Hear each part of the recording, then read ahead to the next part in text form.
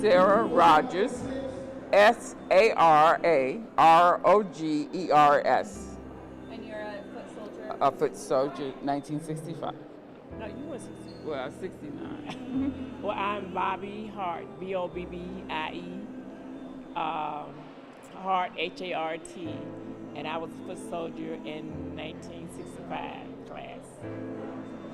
60 years removed now, just what are the emotions when you think of that day in March of 1965? It's very, the emotions, you start thinking about it and when you relive, because coming back to Selma, you relive the violence that took place in 1965.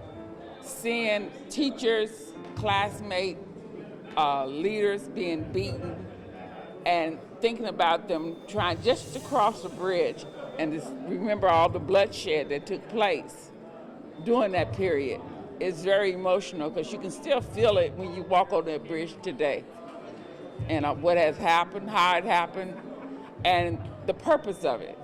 The purpose was to let the world know that we still had racism, you still had Jim Crow laws, you still had segregation. And these were things, this is the only thing we wanted to do, and to try to go to the governor and ask for his help and trying to avoid all the troubles that was happening in the Black Belt. So it is, and 60 years later, we're still fighting that same battle. We still have those same racism, we still have all the segregation.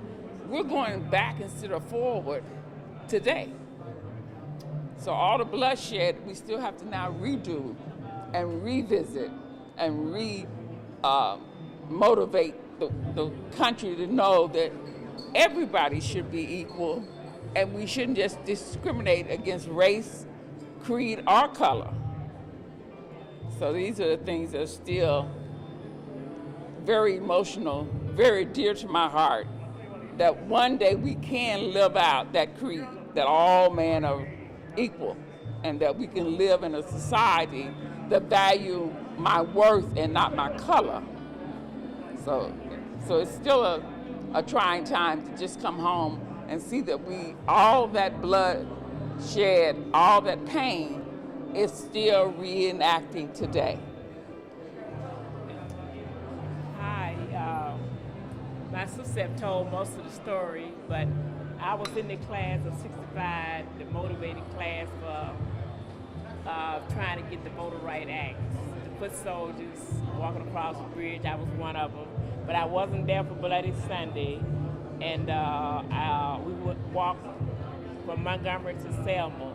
From Selma to Montgomery. So we had groups, maybe walk 10 miles and some only 50 walked the whole 50 miles. And then we had a meeting in Gallatin on the day before that we marched to the Capitol.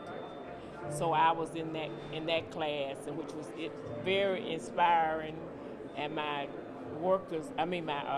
classmates was very motivated because a lot of them stayed in jail for 30 days. I only stayed overnight one time because they had them everywhere. They couldn't keep everybody, so some people got to come home. But coming back to Selma, I love Selma. This is my home for 18 years. Now I'm living in Cincinnati, Ohio. So I get back down to the reunion, like 3 or 4. Some of the special, like the 50s and then the 60s, I was here. So to see all my foot soldier buddies, it's very inspiring. And a couple of the speakers, they're gonna speak tonight. This morning. It's Philip Hunter. He was one of the foot soldiers that got an award. A few of them went to the White House and they got some kind of certificate for being what they were.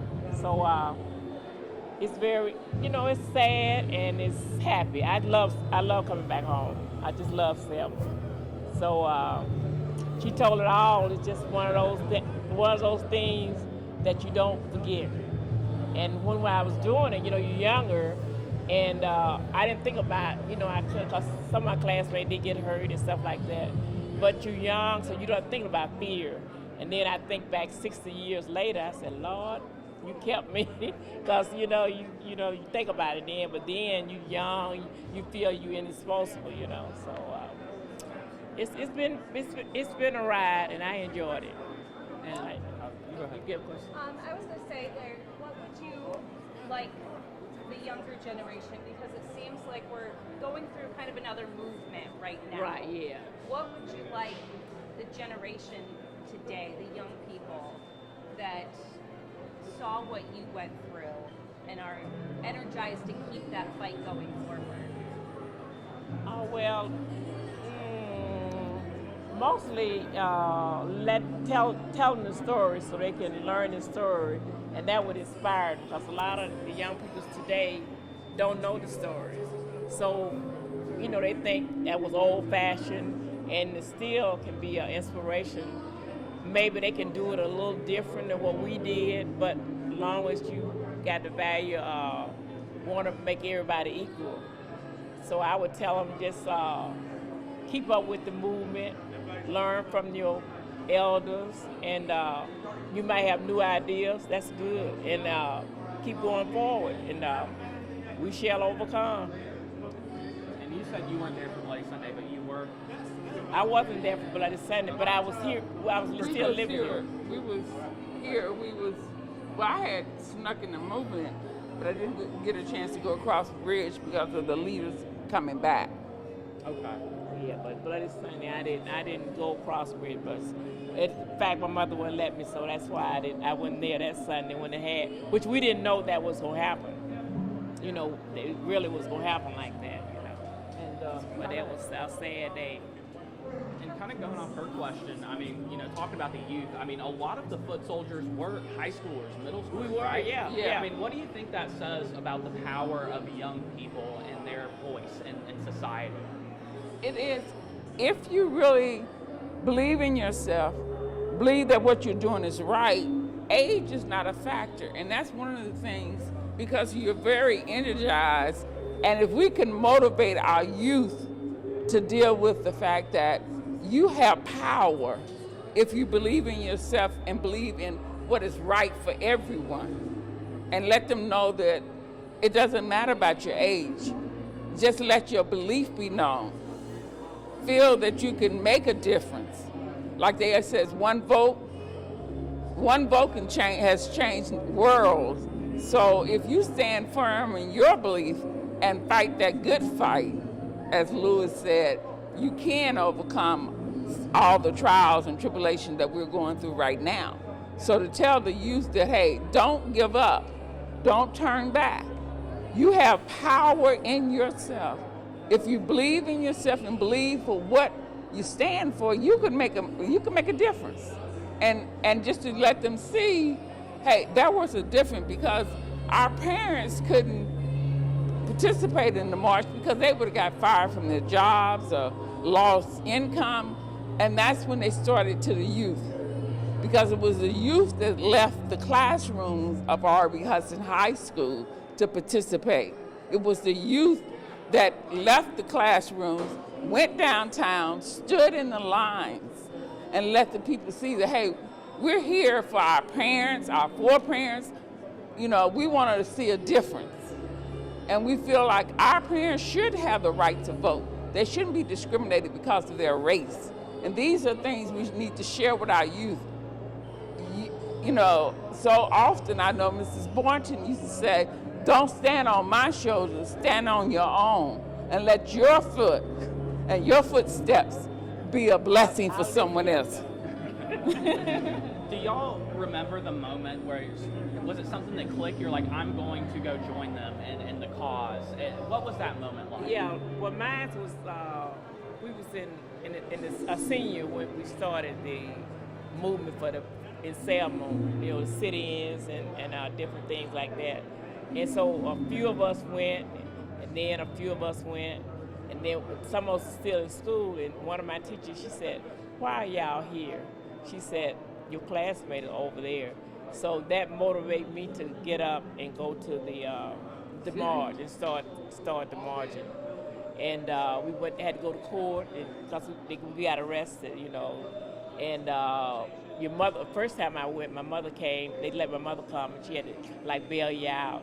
Then they gave us a note to go to school. So I was going to school, walking down the street, and we had freedom fighters that was on each corner let us know, They said, where y'all going? They said, we got no school. But now he tore them all up and said, get back over there at Brown Chapel. That's where we always had a freedom mass meeting. And then we started to march from there to the courthouse and stuff like that. I know it was scary because some people got cattle prod, whatever. It was scary, but at that time I had no fear. But now I look back, I don't know whether I'll be that brave. I mean, to get on the battlefield, I don't know. At 70, but I enjoy my experience. But I would do it over again if we had to do it. But like you said, we got to keep telling our youth the story. Because a lot of them don't even know the story. I know a lot of them in my family, 30 on down, they don't even know, they never heard of Rosa Parks. They don't know the story because it's not taught in school. So we as parents, we got to carry that. That's on us to make sure the story keep going. And there's the old adage, if you don't learn from history, you're doomed to repeat it. Right, exactly. Do you feel that America has truly learned from this period in its history? I don't think they really learned. I think they got a good aspect, some of them, what's going on, but it's still too divided to say that they get it, because like this DUI and all that, they thinking that that's something to give us special privilege, but it's not, because without that you wouldn't have equal right no way. So it's not that we want to give them something. I mean, I want them to give us something. Like James Brown used to say in this song, if you just get out, just what he said, I used to love that thing, this thing. Just open the door and we'll get it ourselves. You give us the opportunity to open doors for us and we'll get it ourselves. We don't need no hand-me-down. I just love that slogan. One last question, just for this weekend, how's it feel to be back in Selma for this event? I feel great being here, and I can relive the 60 years that took place in 65. You still get that feeling, and especially when you go across that bridge or stand on that bridge, you still can feel and see the inspiration and the admiration for all those foot soldiers that stood there, took the beatings, some of them even died there. So it's a blessing to come back to see. It's sad that we still have to fight that same fight again.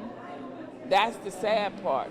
But it's beautiful to be back in this city, the city of my birth, the city where we fought a good fight, where we had legislation that was changed because of that fight. And that's a blessing that can't no one take away. So you do have that feeling that you did make a difference 60 years ago. Yeah, I brought my niece and her husband and 3 kids with us, and they are really into it. Because he said, we didn't understand what you guys were saying. We brought them with them, and they just love it. And the museums, she want everything to learn about the movement. So we brought them down with us this time. They're not here today, but they couldn't get up this early. with the kids, they won't get up. With the kids, they like 8, 5, and 3. So it's kind of hard to get them up for this early in the morning. So, and they want to be at the parade, so they really want to see the parade. They did the youth march yesterday. They love that. That was something. Yeah, that was, yes, it was. I had never seen that before. Anything else that we didn't ask that y'all would like to add? Just the fact that hopefully we can let our children know that although violence is so rapid now, you can still do the love. You can show the love over the hate. And love has always overcame hate. And that's one of the messages we need to tell our youth. Although we know violence is violence, but youth and love for overtakes violence. Like light always outshine the darkness.